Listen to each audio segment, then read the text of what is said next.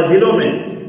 فرمایا کہ اس وقت کو یاد کرو اذا دکت الارض دکن دکا، جب زمین کو چورا چورا کر دیا جائے گا، اسے ریزہ ریزہ کر دیا جائے گا، پہاڑ توڑ دیے جائیں گے، نہ کوئی عمارت بچے گی، نہ کوئی پہاڑ بچے گا، نہ کوئی درخت بچے گا، ساری کی ساری زمین چٹیل میدان ہو جائے گی۔ وَيَسْأَلُونَكَ عَنِ الْجِبَالِ فَقُلْ يَنسِفُهَا رَبِّي نَسْفًا فَيَذَرُهَا قَاعًا صَفْصَفًا لَا تَرَى فِيهَا عِوَجًا وَلَا أَمْتًا۔ صحابہ کرام اور یہ لوگ آپ سے پہاڑوں کے بارے میں پوچھتے ہیں، ان پہاڑوں کا کیا بنے گا؟ تو آپ بتائیں اللہ ان پہاڑوں کو اڑا دے گا، چٹیل میدان بنا دے گا۔ آپ نہ یہاں کوئی ٹیلا دیکھیں گے، نہ کوئی عمارت، نہ کوئی پہاڑ، نہ کوئی درخت، بالکل ایک جیسی برابر زمین تمہیں نظر آئے گی۔ اور پھر وَجَاءَ رَبُّكَ وَالْمَلَكُ صَفًّا صَفًّا، پھر آئے گا تیرا رب اور فرشتے آئیں گے، صف بصف آئیں گے، تیرا رب آئے گا، اللہ آئے گا۔ کیسے آئے گا؟ کما یلیق بشانہ،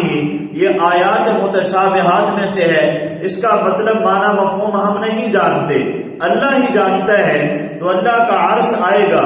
اللہ کے عرش کو اٹھانے والے فرشتے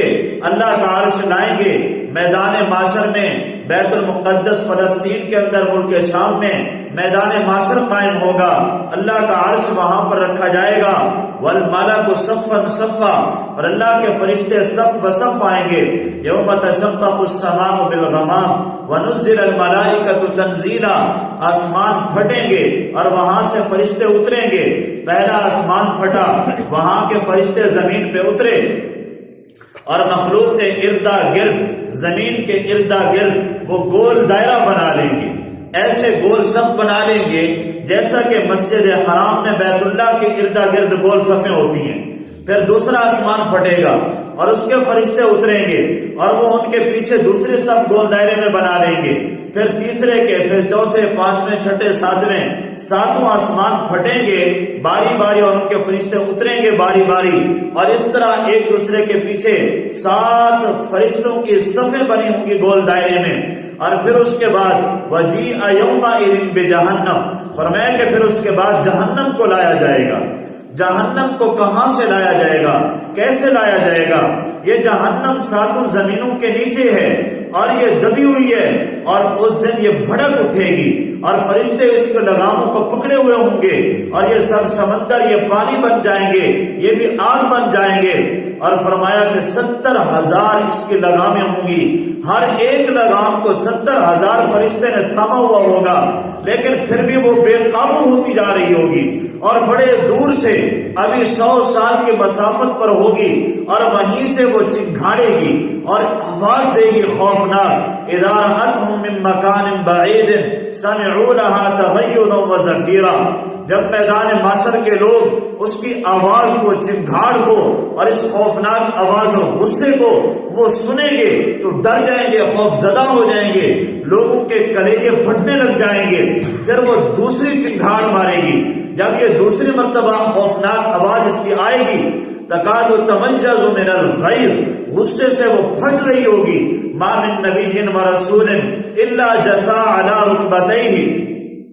فرمایا کہ کوئی بھی نبی اور کوئی بھی رسول ایسا نہیں بچے گا جو اپنے گھٹنے نہ ٹیک دے۔ تمام انبیاء اپنے گھٹنے ٹیک دیں گے، تمام امتیں اپنے گھٹنے ٹیک دیں گی۔ وَتَرَى كُلَّ أُمَّةٍ جَاثِيَةً، فرمایا کہ آپ دیکھیں کہ ہر امت اپنے گھٹنے ٹیک دے گی اور جھک جائیں گے اللہ کے سامنے، اور انبیاء عرض کریں گے، سب سے پہلے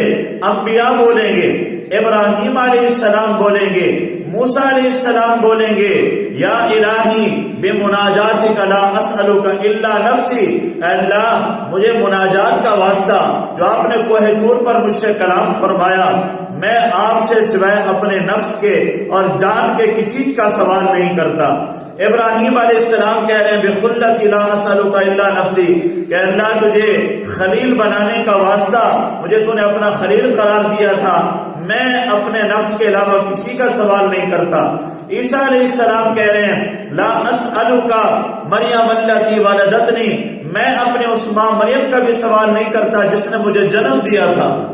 نبی علیہ السلام سے وہ جہنم کہے گی آپ کے اوپر مجھے اللہ نے حرام قرار دیا ہے، نبی علیہ السلام یا رب امتی امتی کہہ رہے ہوں گے۔ یہ جہنم اس انداز میں لائی جائے گی۔ فرمایا کہ یہ تو فرشتوں نے اسے قابو کیا ہوا ہے، اگر فرشتے اسے قابو نہ کیے ہوئے ہوتے تو یہ سارے مخلوق کو میدان محشر میں بھرے ہوئے لوگوں کو جلا دیتی۔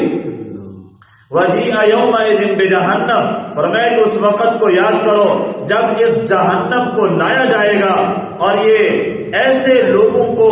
میدان معاشر میں سے چن لے گی جیسا کہ مرغا دانے چنتا ہے، جیسا کہ پرندہ دانے چنتا ہے، ایسے وہ کہے گی میں ہر متکبر پر، میں ہر جبار پر، میں ہر کافر پر مسلط کر دی گئی ہوں، تو وہ ان کو وہاں سے چن رہی ہوگی۔ یومئذ یتذکر الانسان وانیٰ لہ الذکریٰ، پھر یہ جہنم یہ میدان معاشر کو اردا گرد سے گولائی کے اندر گھیر لے گی۔ اب یہ میدان معاشر والے تب تک جنت میں جا نہیں سکتے جب تک کہ اس کو کراس کر کے نہ جائیں، اس لیے اس کے اوپر پل صراط قائم کیا جائے گا جہاں سے ہر انسان کو گزر کے جانا ہوگا۔ وَإِن مِّنكُمْ إِلَّا وَارِدُهَا كَانَ عَلَىٰ رَبِّكَ حَتْمًا مَّقْضِيًّا، فرمایا کہ تم میں سے ہر ایک کو وہاں سے گزرنا ہوگا۔ حضرت عبداللہ بن رواحہ رضی اللہ تعالی عنہ غزوہ موتا کے لیے آپ نے 3000 کا لشکر تیار فرمایا اور صحابہ کرام کو مقرر فرمایا، حضرت جعفر طیار کو مقرر فرمایا، زید بن حارثہ کو، عبداللہ بن رواحہ کو فرمایا کہ پہلے امیر زید بن حارثہ، جھنڈا ان کے ہاتھ میں شہید ہو جائیں تو جعفر طیار ہوں گے، جھنڈا یہ سنبھالیں گے، اگر یہ بھی شہید ہو جائیں پھر عبداللہ بن رواحہ سنبھالیں گے، اگر یہ بھی شہید ہو جائیں پھر اپنے میں سے کسی کو بنا لینا۔ بالکل اسی ترتیب سے صحابہ کرام وہاں پر شہید ہوئے۔ جب آپ ان کو رخصت کر رہے تھے مدینہ سے تو عبداللہ ابن رواحہ رونے لگے، جب ساتھیوں سے الوداع ہو رہے تھے رونے لگے تو بعض لوگ کہنے لگے کیا گھر کی یاد آ گئی، کیا بیوی بچے یاد آ گئے؟ فرمانے لگے نہ مجھے نہ گھر یاد آیا نہ بیوی بچے، نہ میں اس دنیا میں زیادہ دیر رہنا چاہتا ہوں، میں تو اللہ کے پاس جانا چاہتا ہوں، میں تو شہادت کا متمنی ہوں، طلبگار ہوں۔ پھر رو کس بات پر رہے ہیں؟ کہنے لگے روئے اس بات پر رہا ہوں، آج قرآن کی ایک آیت میرے دماغ میں گھومی اور میری آنکھوں کے سامنے وہ منظر آیا، وَإِن مِّنكُمْ إِلَّا وَارِدُهَا كَانَ عَلَىٰ رَبِّكَ حَتْمًا مَّقْضِيًّا، کہ اللہ نے فرمایا تم میں سے ہر ایک انسان کو جہنم کے پل پہ سے گزرنا ہوگا،